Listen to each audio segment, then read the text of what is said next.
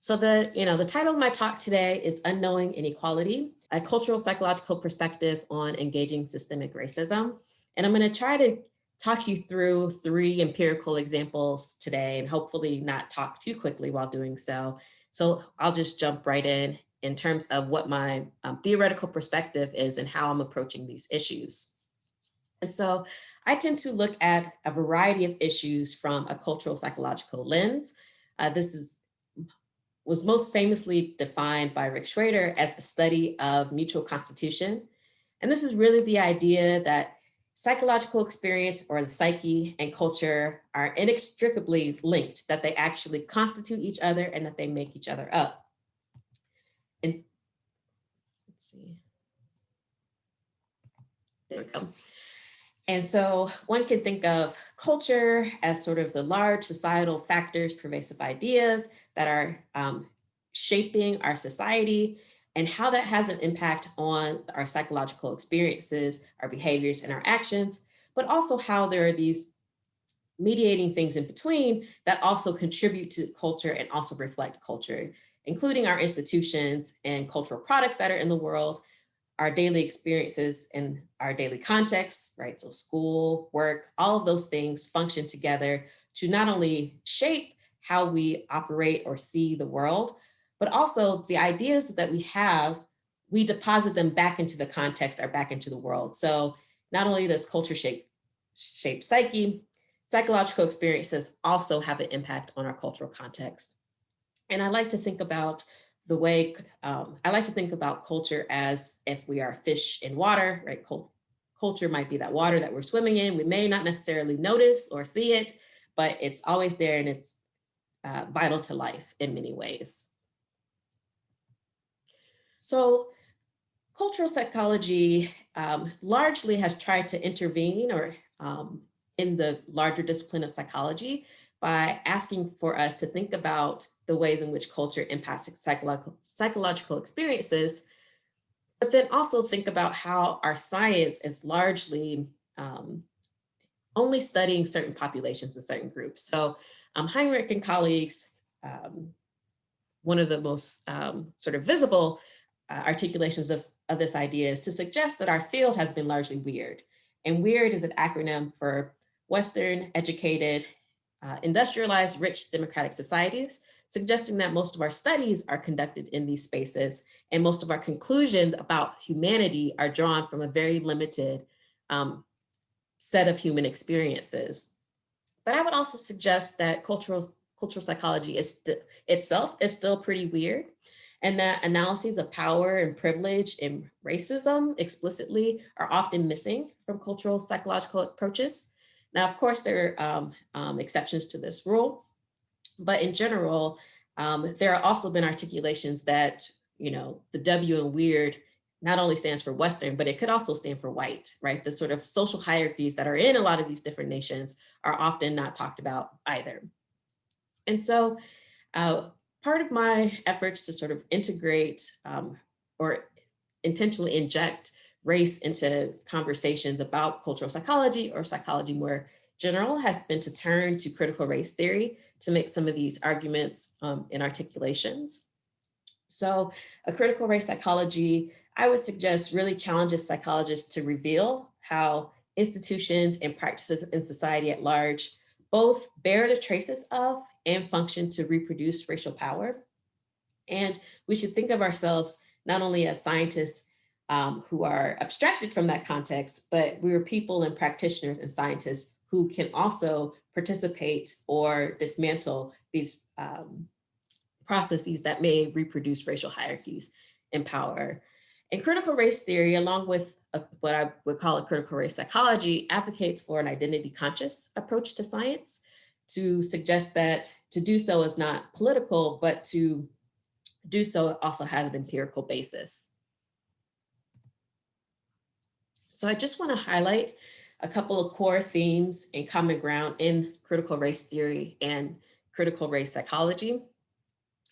Largely, some of these, when you're building theory, one of the things to do is to lay out your assumptions. So one assumption is that racism is systemic and a part of the everyday experiences of most people of color in the United States. I found in my own work and own conversations that sometimes the conversation gets derailed when we want to talk about how racism is functioning by folks who want you to consistently prove that racism exists. And it's like, in many ways, trying to prove that gravity exists. So it's such an inherent part of how we are operating in this world. And yet we're spending time sort of arguing about that basis when there's, I would suggest, lots of evidence to suggest that racism is operating in a lot of our day-to-day experiences. And so it's nice to sort of start with that as a common ground and move forward from there. Another tenet or common idea is that people of color have a unique voice, largely informed by histories and experiences with oppression that can be foreign to many people who identify as white or white individuals. Counter storytelling is a tool to reveal and resist the racialized bases within US society. So counter storytelling has become a pretty critical tool within the education field, largely thinking about how, when we're thinking about how students are performing, especially in the 70s, a lot of the ways in which people looked at differences between Black and white students was from a deficit model. So white students got to be the norm, and anything that Black students were doing were being compared against white students, and not only just being compared, but interpreted as if these were all related to deficits, right? So they were pathologized, and counter storytelling kind of flips that on its head, doesn't necessarily use white as the standard, but to really dig into the voices and experiences of students of color. A third, or a fourth tenet might be that racial hierarchy is a social invention, but that is an invention that has purpose, and that is largely to convey advantages and privileges to those identifying as white. And one of the reasons why race continues to persist in our society is that it can be a profitable possession. Fifth, broad support for racial justice emerges only when it aligns with the interests of white Americans. So Derek Bell is most famously known for putting forth this idea, and he mostly talks about it in the context of the Brown versus Board of Education decision. But I would suggest perhaps a contemporary manifestation of this is how we talk about diversity and the benefits of diversity. So when affirmative action kind of comes up to debate, a lot of the conversations are diversity is good for everyone. Diversity is good for white folks too. We should think about diversity because it makes teams work better, work faster. Another argument is that diversity is important because there's been a history of racism that's excluded certain groups, right? So there's the way in which there's certain narratives around racism that might only be advanced if they're seen as being in line with the interests of white Americans. And then finally, individualist discourse is a tool that reproduces racism in US society. I'm gonna focus on two of these tenets today. And I should also note that if you read more, the number of tenets and common grounds and assumptions can vary within the literature. Some folks will focus on 2, some will say as many as 8 different tenets. But here's a pretty good start. And so today I'll focus on people of color having a unique voice that's informed by their histories and experiences with oppression. And then I'll end with some empirical data that speaks to this last point of individualist discourse as reproducing racism in the US. Okay. So again, just sort of keeping in mind this model that I think about culture as both influencing psychological experiences, but then also how individual psychological experiences contribute to culture. And that in many ways, we might also think about race and racism in this way as a pervasive idea that's influencing how we think and how we behave, but then also that what we do can also contribute to our society in terms of race and racism. Okay, so we first want to start with the sort of identity consciousness piece and thinking about phenomenon from the perspectives of the oppressed, right? That people of color may have histories and experiences that can speak to what's happening in our society. So many of the faces on your screen are likely familiar to you. In the top row, we have Black individuals who were unarmed when killed, and Trayvon Martin might be one of the, perhaps one of the catalysts for the Black Lives Matter movement, and that the founders, in reacting to George Zimmerman being acquitted, he was a self-appointed vigilante. He was acquitted for killing Trayvon Martin, and the founders tweeted, right, "Your life matters, Black Lives Matter." And that was in 2012. Those on sort of the bottom row are more recent murders, deaths, all happening in 2020. There are too many faces to fit on this one particular screen. But I want to point out some similarities in that what's happening or happened in the past is continuing to happen in the present. So Ahmaud Arbery, like Trayvon Martin, was killed by self-appointed vigilantes. Rekia Boyd and Breonna Taylor were both killed by police who were not easily identifiable as police when the encounters happened. Michael Brown and Walter Wallace Jr. are different in their cases, but they were both villainized in a particular way that I would say shows some similarities. Walter Wallace, most recently, he was in the street with a knife, but his family had called the police because he was having a mental health issue. And instead of de-escalating the situation, he was shot, and he was shot 10 times. And so one of the sort of critiques is not that he didn't have a weapon, though how far away he was from police is being debated. It's that how many times did they need to shoot him, and did they need to shoot to kill? And then finally, Eric Garner and George Floyd, both are associated with headlines of "I can't breathe," right? Where Eric Garner was the victim of a police chokehold. George Floyd died as a police officer was kneeling on his neck.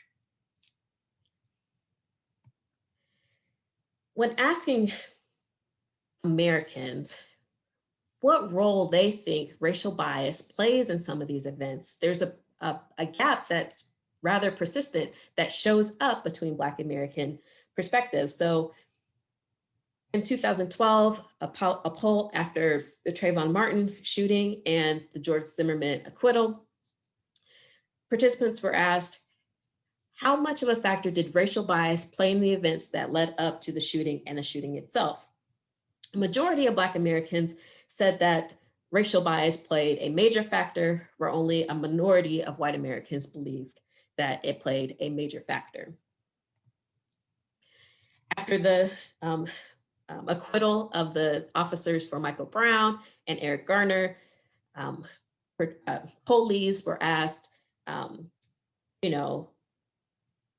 was the decision to not charge those officers the right decision or the wrong decision? For both the Wilson and Garner case, Black Americans overwhelmingly believed that it was the wrong decision to not indict the officers in those cases, whereas white Americans, certainly for the case of Michael Brown, overwhelmingly thought it was the right decision. They were a little bit more split when it came to the Eric Garner decision. And yet, right, that gap still persists. Okay, same thing as whether race was a major factor or a minor factor, not a factor at all. You see the same gap. Still with the Ferguson and New York case, Michael Brown and Eric Garner, right? A majority of whites believed that race was not a factor at all, particularly in the Ferguson case, whereas the majority of Black Americans thought that race was a major factor in both cases. Okay, and then, the poll here should be 2020, not 2014. But in asking whether there is support for Black Lives Matter, again, we see a gap where most Black Americans say that they somewhat or strongly support the Black Lives Matter movement, whereas less than half of white Americans say that they support Black Lives Matter movement. So there's a couple things that I want to draw your attention to. So in both of these cases, the headlines read, Blacks more likely to say race a factor, Blacks more likely to express strong support. When we could just as easily say, right, that whites are less likely to say race is a factor in both cases, or white adults are the least likely to express support for the Black Lives Matter movement. And I'm going to suggest to you that one consequence of this framing is that it leaves whites' perspectives as normative, but Black perspectives as the effect that needs to be explained. And so one of the lenses through which I've been thinking about gaps in perception or differences in perceptions has been to not just think about why Black Americans might see the world the way that they do, but also why white Americans might not see the world through this racialized lens. And one reason might be related to their knowledge of history. So Bob Marley with the Wailers in his song Buffalo Soldiers has a few lyrics that I think is relevant to this idea. So if you know your history, then you would know where you're coming from, and then you wouldn't have to ask me, who the heck do I think I am? And for me, this captures the idea that if you knew the history, then you would not be confused as to why I might see racism functioning or happening in these different spaces.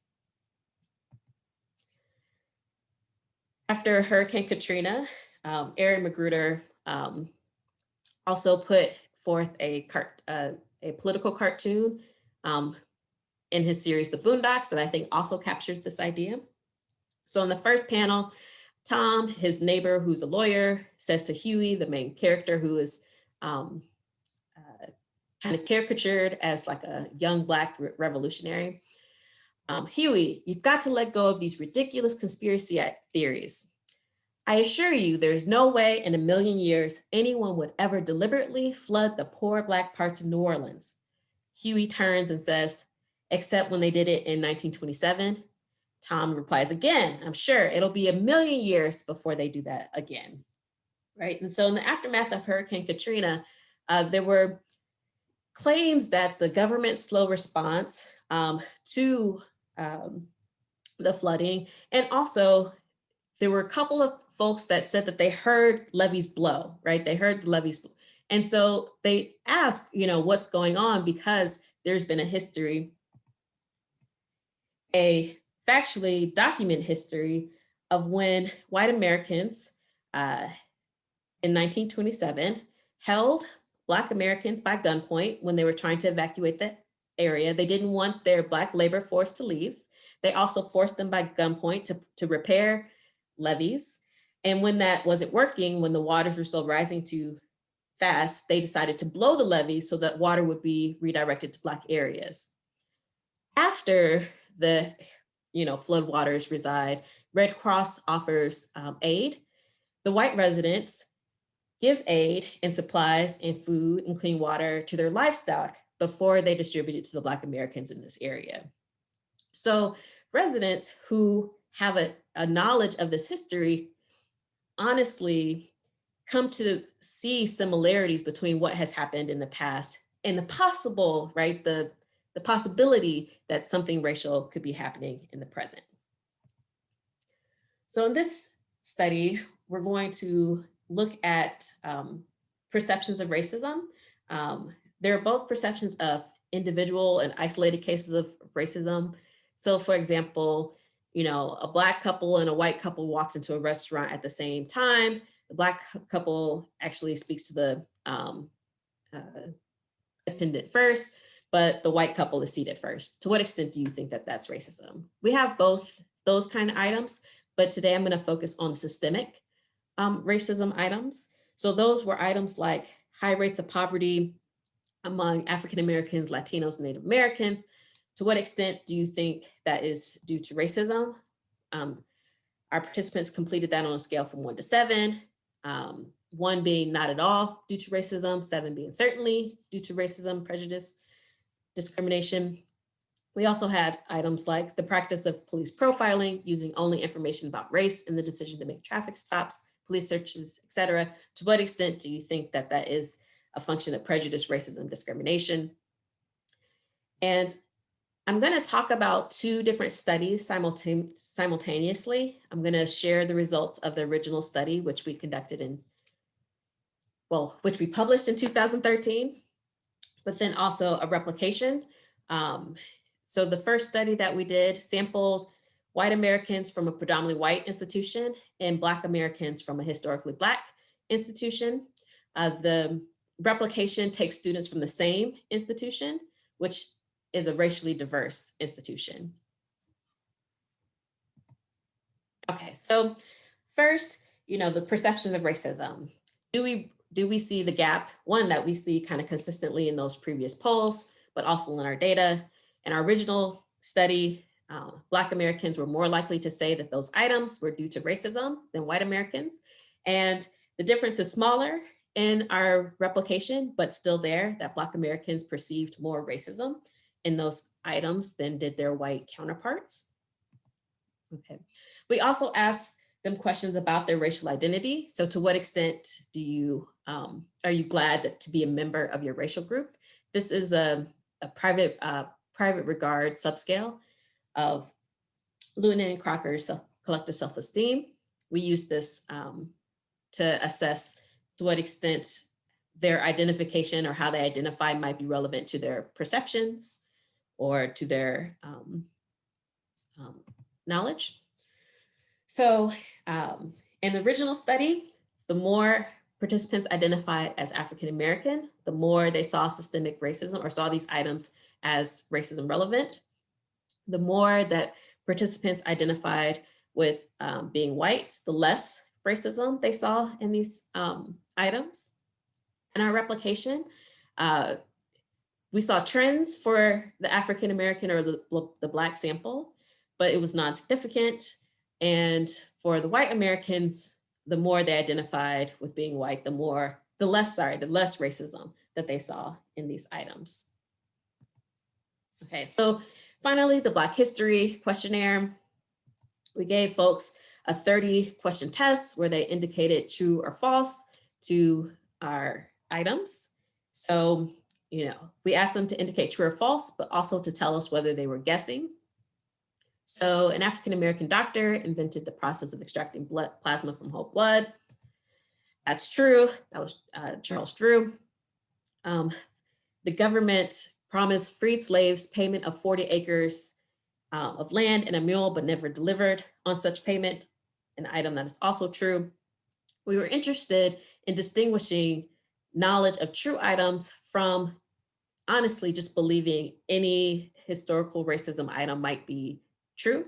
So to our knowledge, there is no African-American football player named Paul Ferguson who was shot outside of his Alabama home trying to integrate professional football. An African-American man did not invent the fluorescent light bulb, though there was an African-American man who developed the filament that might go inside a light bulb. So we're really trying to distinguish between fact and fiction here.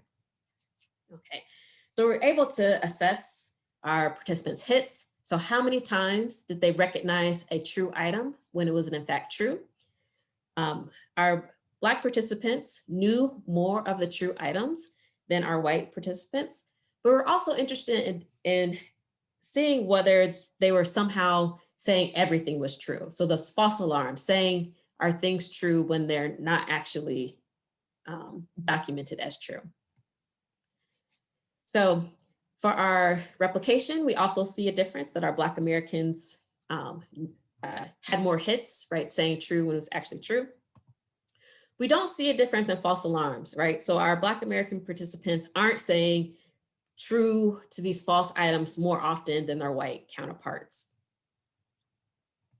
Okay, so our hypothesis is that the group differences in perception of racism might be explained by these differences in historical knowledge.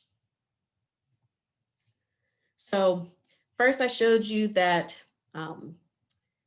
African Americans saw more racism in these systemic items, also true of the isolated events. I also showed you that Black Americans had, or I should say, the way this is currently coded, white Americans had less knowledge, right, of these Black history facts. What I didn't show you yet is that knowledge in general was related to perceptions of racism. And this relationship partially accounted for the relationship between racial identity category and perceptions of racism. And when we first published this study, right, it was fairly common to do a Sobel test. There are now much more advanced stats that we can do. And so the replication does take advantage of those advanced statistics. So the top line is the original study, and the bottom line here is the replication. And we find similar patterns. And here we can also include racial identity within one model, suggesting that racial identity by racial category also impacted the perceptions of racism. So what you can take from this is attunement to historical facts or historical knowledge mediated the relationship between the Black and white differences in perceptions of racism. And similar to those graphs that I showed you earlier, where for African Americans, the more they identified as Black, the more likely they were to perceive racism. The more white Americans identified as white, the less racism that they saw in these issues. Okay, so I'm gonna move to a second empirical example where we wanted to know the consequences of giving people, right, this knowledge. So the first study documented pre-existing knowledge. Here we wanted to test whether we could tell people about an instance of historical racism and whether that would impact their perceptions of racism.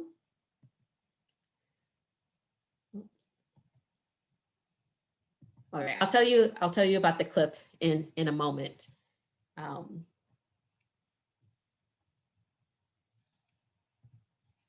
Okay, so let me tell you all the things that they did. So we had 269 white Americans. We focused on white Americans because in the first study, right, they had less knowledge than our Black American participants. They listened to an NPR clip, which was about 10 minutes. It was either on systemic racism, and in this case, we used racial segregation as our example. So participants read about, listened to an NPR clip that outlined the history of redlining, government policies that restricted where people could have, who could have which loans and where they could use them, right? So contributing to racial segregation.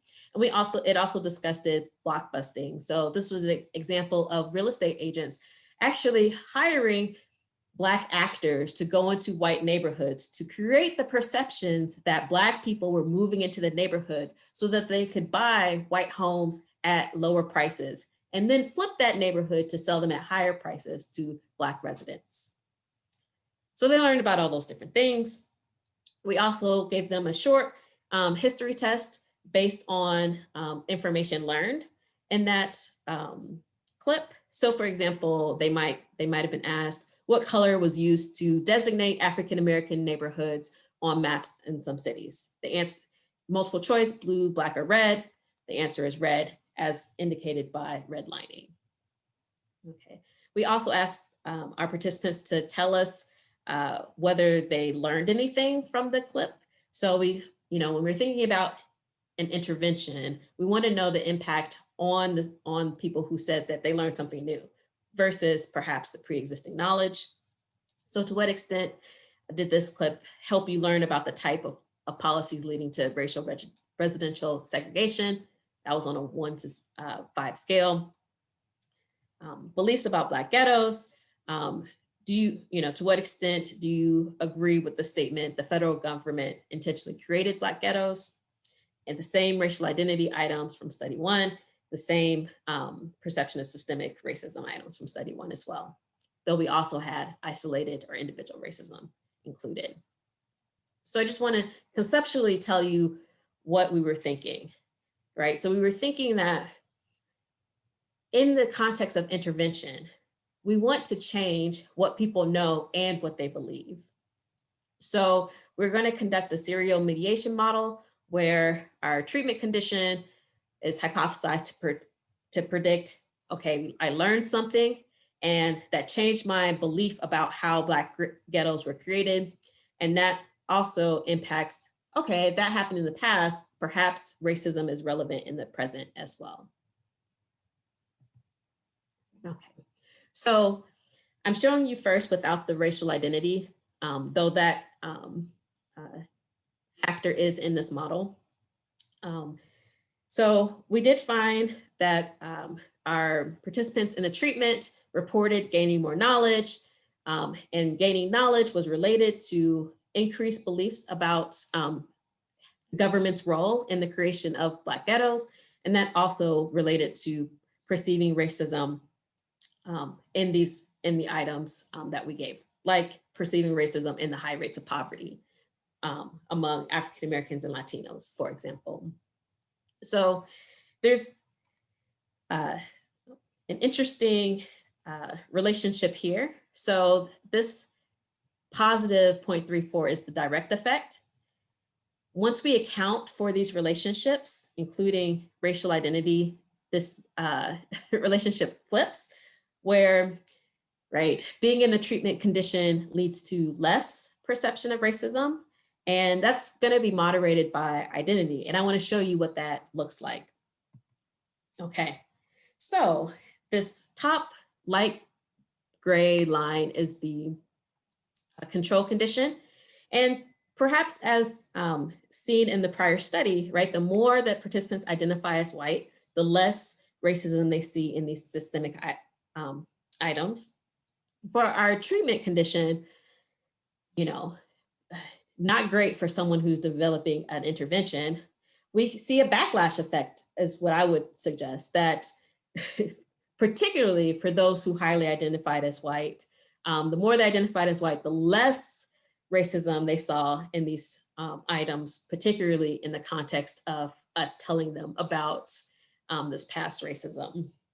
So, I just want to suggest that, we're finding these relationships between history knowledge and perceptions of racism, but there's some potential for those who are open to this knowledge, right? That the more, perhaps even the less they identify as white, perhaps the more impact that this might have on developing effective intervention. But I also want to suggest that there's some pushback, right? That there's some resistance to this message, that simply giving folks this knowledge may or may not be effective, that really more work is needed because, right, initially you see evidence that giving people the treatment can have a positive effect on perceptions of racism, but there's a caveat in how our racial identity may impact our receptiveness or openness to that message.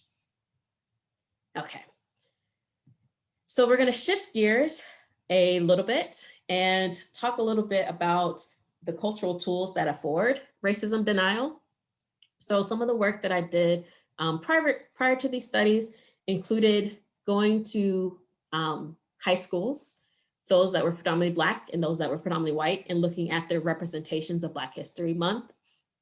One representation that I saw in both predominantly Black and predominantly white spaces was this commercialized Target poster that's on your left. So, the first glance, it's a rather celebratory, achievement-oriented representation of Black history. Presumably the intention is to promote a sense of pride, right? Self-efficacy. The tagline, right? They didn't wait for opportunity. They invented it, right? And featuring African-Americans who have invented different things that have contributed to our society. There's one particular case that jumped out at me, which is, oh man, um, I am blanking on his name. I can't believe that. It's gonna come, Jack Johnson, sorry. Sometimes that happens. Jack Johnson. I had heard of Jack Johnson as a boxer. And so to see him on this Invention poster, I was like, oh, I have to do a little bit more digging. And turns out, right, that Jack Johnson invented a wrench.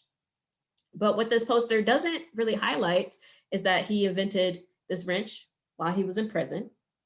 Why was he in prison? He was arrested for transporting a white woman across state lines, right? So this poster highlights this individual celebratory achievement, but doesn't really talk about the historical barriers that he was facing at the time. And these posters, like I also saw in other schools, so on your right, dreams are not something to wait for, there's something to work for. I'm gonna suggest that there's personal responsibility messages that operate in our school systems that promote denial of racism. Okay, so given a critical race theory lens, it broadly expresses some skepticism towards claims of neutrality, objectiveness, colorblindness, and meritocracy. Meritocracy, choice, individual responsibility, the idea is that they belong to an integrated system of cultural preferences that can reproduce racism. So they can constitute discursive strategies that outright function as racism denial. Colorblindness is one of those narratives that's often used to demonstrate that effect. These narratives can act as justification for anti-racist or for opposition to anti-racist policy, like affirmative action. It's not that I don't think that African Americans should, have access to education. They should just do it the right way. And so we shouldn't, there are no biases in our system. Everyone should have a fair shot. And then I would suggest that it also obscures the impact of history and systemic discrimination on present day outcomes, particularly just by simply focusing on the individual and ignoring the context. It allows us to talk about individuals pulling themselves up by their bootstraps without also talking about the circumstances in which they may have been doing so, but also the circumstances that others who have not been able to, quote unquote, achieve a certain level of achievement, those barriers and those circumstances that they're facing. And then if I haven't convinced you that individual responsibility constitutes some form of racialized rhetoric, I would suggest that even in our scales of racial resentment or of symbolic racism, often include items about agreeing or disagreeing that the continuing disadvantages of Black Americans are due to a lack of personal responsibility. Okay, and then as I think an example of this, it can be found in, there was a qualitative analysis of Barack Obama's speeches by Siri McDougall. He analyzed all the speeches that he's gave, and broadly, President Obama drew upon both personal and social responsibility language in his discussion of social issues. But the extent to which he did so, drawing upon when he's talking about racial issues, differed when he was drawing upon or talking about other social issues. So for racial issues, there was about a 1-to-1 ratio of social personal responsibility. So every time he suggested that, the system may be in part to blame for the positioning of African Americans in our society, he also would cite a need to take more personal responsibility. And that, right, diverges when he's talking about gender inequality, right? It's about a 7-to-1 ratio. So he can talk about all of the ways in which the system is impacting the positions of women in our society without also constantly saying, but we need to work hard, but we need to have motivation. And then further, race matters when discussing racism. So perhaps President Obama drew upon personal responsibility messages more because Black individuals who endorse systems legitimizing beliefs like personal responsibility tend to receive more positive evaluations. There's studies suggesting that Black women who confront discrimination are seen as biased and rude. Black individuals who talk about discrimination are largely dismissed as complainers. And in my own work, we found that personal responsibility messages are perceived more positively, particularly when they're directed at Black audiences versus white audiences. Within these two different ways of thinking about who's to blame or how to think about these gaps or disparities, there are also political differences in the proclivity to draw upon individual versus societal responsibility. Long story short, I'm running kind of close on time. Conservatives tend to favor internal attributions for an individual outcomes, whereas liberals tend to are less likely to draw upon those same narratives. They're more likely to endorse sort of social determinants of some of these outcomes. So I'm just gonna quickly point that the racial gaps on your left in thinking about whether racial discrimination versus, lack of good role models are a racial gap where Black people are more likely to suggest racial discrimination than white Americans. There are also some political differences where Democrats are more likely to say, yes, racism or racial discrimination is playing a role rather than Republicans. And Republicans are more likely to say lack of good role models matters more than Democrats. But what these prior polls and prior studies have not really interrogated is who's giving that message and whether that might shift conservatives and liberals' responses to these different messages. Okay, so I'm going to talk about 4 samples kind of combined into one. What you should know, and my apologies for moving quickly, but what you should know is that the first sample is undergraduates. We had 2 MTurk samples. The 4th MTurk sample were actually parents because we wanted to think about wanted to think about a different way of being committed to those different messages. And we're going to ask this question in the context of education. So parents were a key demographic for us. Okay, so what participants are going to do is they're going to see 2 teacher portfolios. They're either going to be in our Black condition or our white condition, and each candidate is going to ascribe to a personal responsibility message or a social responsibility message. Participants saw a portfolio where personal responsibility message, basically they say that I believe that encouraging students to take a personal responsibility is the key to success, whereas the social responsibility message says I believe the key is ending race and class inequality. Right, okay, so they saw 2 white or 2 Black, counterbalance for order. We asked them to evaluate the statements in the candidates, and we also asked them afterwards to choose which teacher would you hire. Okay, so I'm going to skip down just to suggest that there's very many similarities across the samples. So just trust me, we can go back if we need to. And particularly with what I'm going to present to you is the combined samples. You see the p-values bounce around a little bit, but together where we have the largest sample, we see evidence of a 3-way interaction between race, message, and political orientation. Okay, so for the white applicants, we see the kind of what we see a replication of the prior literature. Liberals, or relatively liberal participants, reported having a preference for the social responsibility candidate more than the personal responsibility candidate. And conservatives generally evaluated the personal responsibility candidate more favorably than the social responsibility candidate. When we look at the Black applicants, something slightly different happens.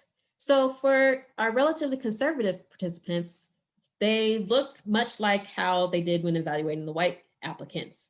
They prefer the personal responsibility candidate. Liberals, on the other hand, show some ambiguity or some ambivalence, perhaps, that both, right, the personal and social responsibility candidate are desirable in this case. Okay, and so this just is both of those, all of those lines laid on top of each other.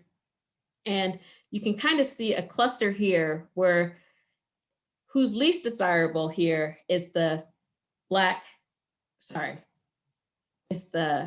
white personal responsibility candidate, whereas Black personal, white person, Black personal, Black social, white social are all equally kind of valued here. Whereas for conservatives, you see the split, right? Here are the personal responsibility candidate, Black and white, and here are the social responsibility candidates. Okay, so then we also turn to their hiring decisions. So who would you hire? I'm just going to simplify this by putting those percentages next to each other. So when liberals were evaluating white applicants, they show a preference for the social responsibility candidate. They are more likely to be hired. When it's a Black applicant, it's about 50-50 with a slight preference for personal responsibility candidates. And then for the conservatives, you see when they're evaluating white applicants, a preference for the personal candidate. And then perhaps even more so when evaluating the Black applicants. Emily, could you just give me a time check? Does this end at 1 or 1:30? 1:15. In between. Yep. Okay. All right. Then I'm going to tell you a little bit about the qualitative, and then we'll have questions. Okay. So one of the things that we were curious about and reviewers were curious about is what's going on perhaps with the liberals. And so we conducted qualitative analyses of why they said that they hired their candidates. And here are two examples of liberal participants. While I agree with LaToya, who was the social responsibility candidate, about the problems students of racial minorities and low-income families face, I like the idea of equipping the students with self-confidence to overcome their outside influences. While it's true that some may be advantaged or disadvantaged based on factors beyond their control, focusing on those reduces their sense of agency and inspires little reason to be the change they want to be, right? So you have these liberal participants endorsing the social responsibility message, but then when it came to Black applicants saying, but we still kind of think this personal responsibility narrative is important. And so we coded all the responses. I'm going to focus on the personal responsibility, broken system, and whether they're racism focused. Participants' responses were coded in terms of, so I liked this candidate because they would hold students accountable for personal responsibility, or I like this participant because they wouldn't blame students or put all the onus on them, right? So for our liberal participants, you see we tested for whether applicant race and hiring rationale were related. So applicant race impacted how they were drawing upon these different narratives. So here you can see that when it came to the Black applicant, those who brought up whether or not the teacher would hold the students responsible or not, they said that they hired the Black candidate because they would hold students responsible to a greater extent than they said, I hired her because I don't think she would blame the students. For white applicants, you see that there's still this notion of drawing upon an appreciation of personal responsibility in this context, but that it's greater when it happens for the Black applicants. For the broken system, so I like this candidate because they recognize that we're working with a broken system. For the white candidates here, they said, yes, I hired this person because they would draw upon this broken system or they recognized it. But for the Black applicants, they said, well, I'm hiring her because she's not going to blame that broken system. She's not going to blame those applicants. And then finally, for the race and racism focused, again, right, for white candidates, it's a good thing, right? I'm hiring this person because they're focused on race and they recognize racism as a problem. But for Black candidates, that's not seen as desirable as avoiding racism or not blaming things on a racist society. Just quickly to say that this emerged among moderates when it came to the broken system. And then for conservatives, they showed an overall preference for personal responsibility, but this is probably a question for further investigation. Where race mattered was in how they drew upon warmth or competence of the candidates. For white applicants, they say, yeah, I hired her because they're smart and they know what they're talking about. But for Black applicants, they were less likely to say that. They're kind of equally saying, well, I think I like her because she's, would be easy to get along with. I think that she's, she's caring and warm. Okay, so I really want to suggest that when hiring white teachers, liberal and conservatives differed in the way that you might expect based on prior research, right? Liberals preferred or evaluated the social responsibility candidate when she was white more favorably. Conservatives, said that the personal responsibility candidate was most desirable. But I'm going to suggest when we take the hiring decisions and the preferences all together, there actually appears to be a bias towards Black teachers who advocate for social responsibility, right? So there are some liberals who said, yes, I would hire the Black teacher advocating for social responsibility, but that ambivalence that happens where personal responsibility sort of creeps up as something that they value in the context of the Black teacher, I would suggest that it disproportionately impacts those applicants. And I also want to point out that though the conservative participants are engaging consistently with their ideology, right? They're saying, yes, personal responsibility, yes, for Black teachers, yes, for white teachers. I would also suggest that participants drew upon race across the political spectrum. So here are just three cases in which participants said, I did not like that the other applicant brought into race. That was a liberal. A moderate said, I liked her because she doesn't let race be an issue. And then a conservative saying, I liked no mention of race, right? So those same narratives may appear to be ideologically different, but they both do the same race work. Okay, so I really want to have time for questions.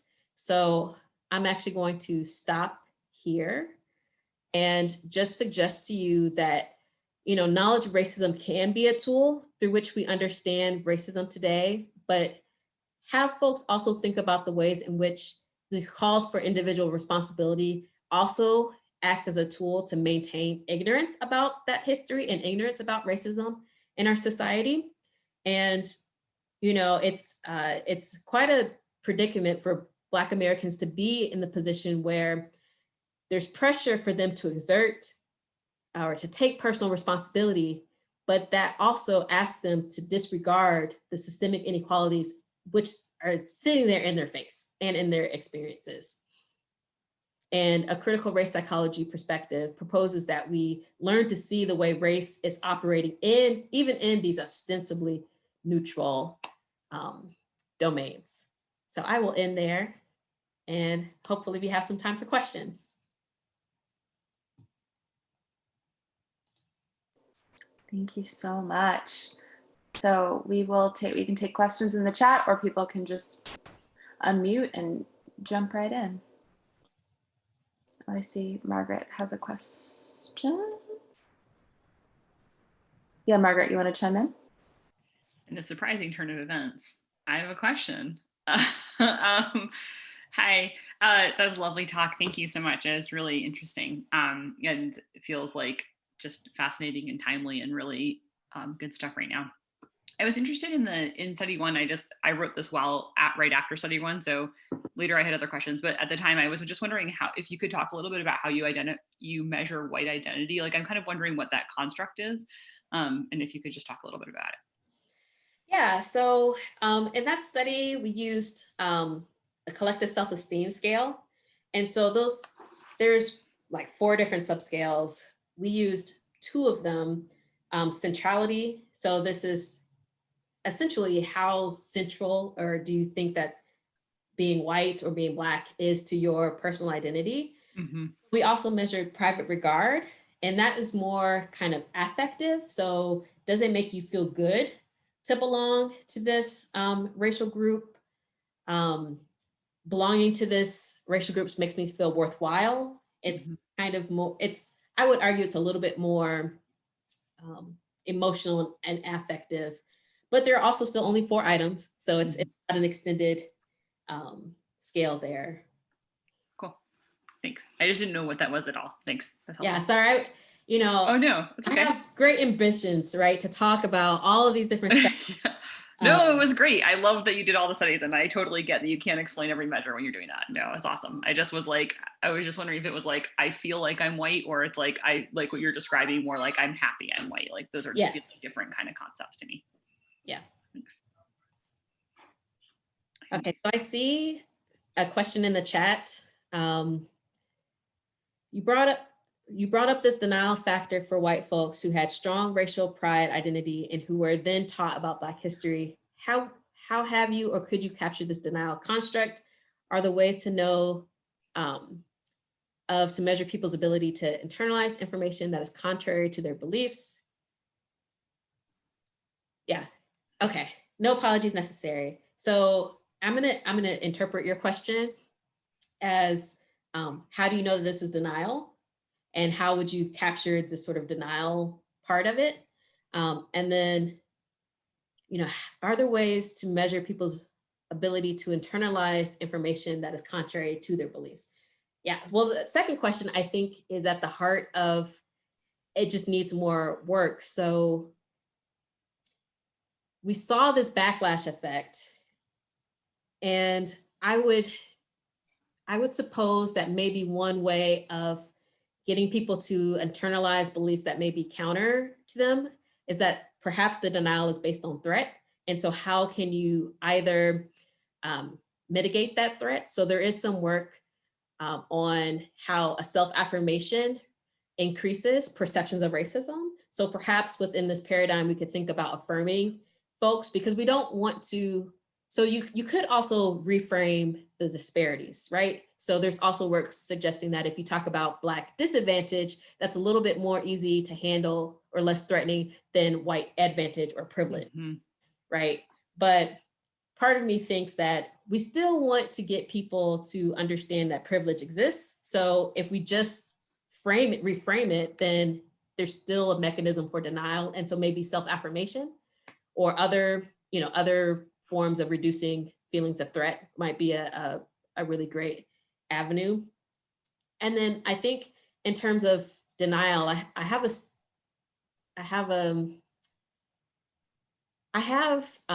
some items that I've kind of tested before where we just ask, claims of racism are wildly exaggerated, right? So it tries to get at this idea that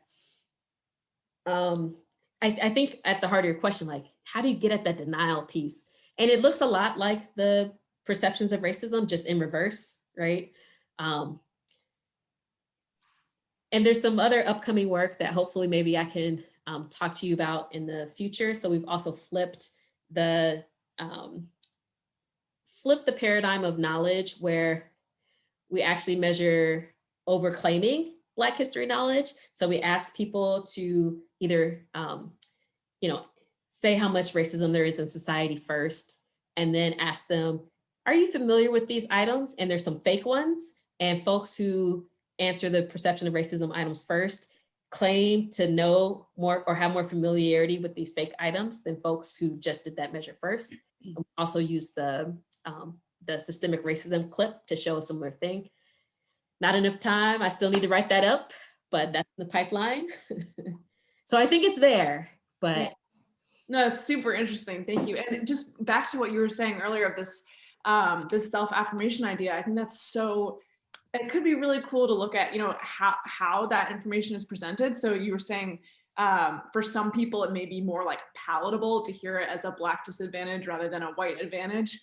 And it'd be interesting to see if that was true, whether then a follow-up flipping it would then be more acceptable. Like, is there like a foot in the door effect where if they can kind of like just begin to understand like, okay, Black disadvantage, then they can start to think about white advantage later on. It's just, yeah, really interesting to think about. Can I ask a quick question? I'm an interloper, a social psychologist here in this clinical. Not an interloper. Thanks, Margaret. But, that was a great talk. Thank you so much. Just building on Louise's question from that same study, I was curious if you thought about or if you've looked at the sort of people's perceptions of the reliability of the source of information.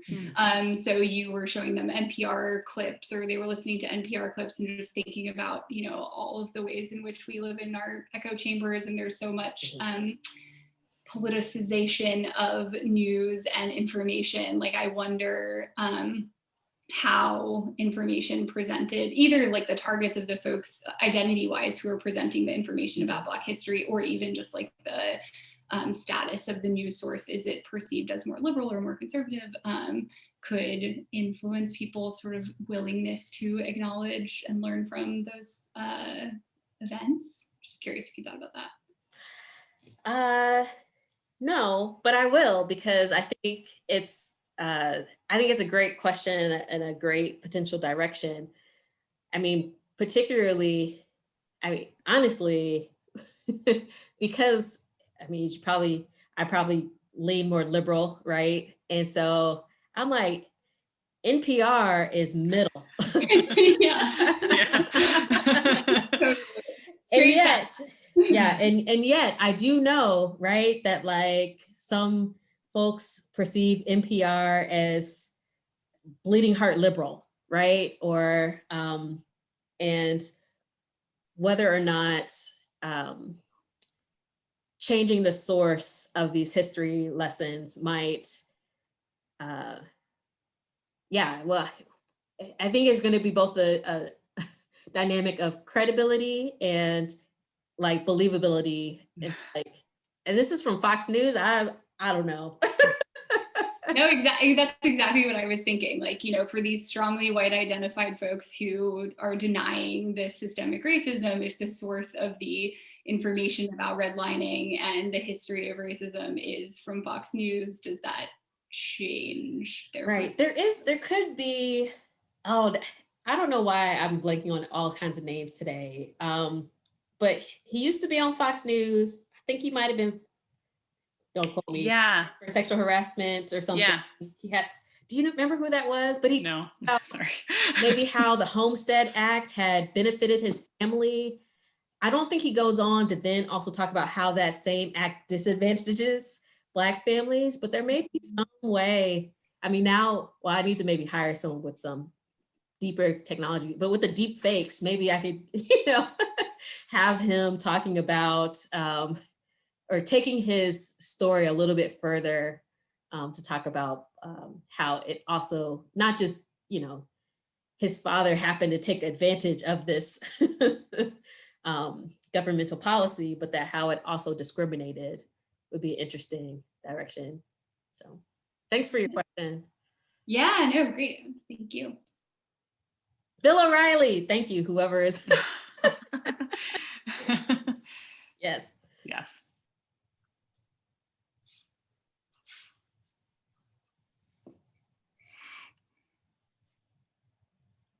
Any other questions or comments? I'm happy to, just chat too. I have a question if no one else is going to jump in. So as you said at the very beginning, like this is the water in the fishbowl, right? And there are so many ways that that systemic racism is showing up. Like you talked about in the language used in headlines, in school curricula, in academic messaging about personal responsibility. Like it's so deep and it gets to kids so early. So I'm just wondering, as someone who's been doing this research for a while, like what do you see as the points of entry for intervention specifically for this messaging in the schools, like in the curriculum, or even just like the culture in early education? Because I know you do work in public policy, and so like what are people doing about that? Are people working on changing curricula? And yeah, if you could just talk a little bit about that. Yeah, so there are certainly people working on changing curriculum, and I think, I'll be interested to kind of quasi-experimentally think about and look at the differences between what happens in Nevada versus Arizona. So Arizona instituted a ban against ethnic studies, and Nevada instituted a requirement for students to have ethnic studies in the curriculum. And so, I mean, there is research by educators that suggests that, right, learning about diversity more broadly, and also race and ethnicity and different groups' histories is positive, particularly for students of color, but also for students more broadly. And so, one thing I'm just kind of still thinking about how to keep my eye on are these two, state level cases where policy is being implemented in these two different domains. But I think also, there are teachers. So, there's the curriculum, right? The requirements that teachers have, which can often be very restrictive. And so for some teachers, there's this balance between how do I inject, right, these things that I know are important, but I don't have but so much time or resources, mental and financial, right, to get it done. I think there are a lot of teachers who are really trying to do both. And I will say for the studies that I don't know the consequences of doing both, right? So, in a lot of empirical work, we're like teasing apart the different elements. But with that Target poster, I honestly think this is not an anti-hard work kind of message. It is what makes those individual achievements so extraordinary is that they were happening in the face of these historical barriers, right? So that's a different way of thinking about, these folks pulled themselves up, so why couldn't you? Versus these folks did something extraordinary during this time because this is the context in which they were doing it. And so I think that there are ways in which we can shift our thinking about a lot of these messages. Yeah. And just I don't know, quick, I know we're probably close to time, if not out of we also need the government to stop banning things like critical race theory. So I hope that I was able to show you that it is not just propaganda, but it's based on empirical fact and empirical studies, and that the theoretical perspective is a legitimate inquiry of study. And to do so, to ban it is clearly in light of ignorance about what it is. Yeah. Yeah. Yeah, thank you. Thank you so much. Yeah.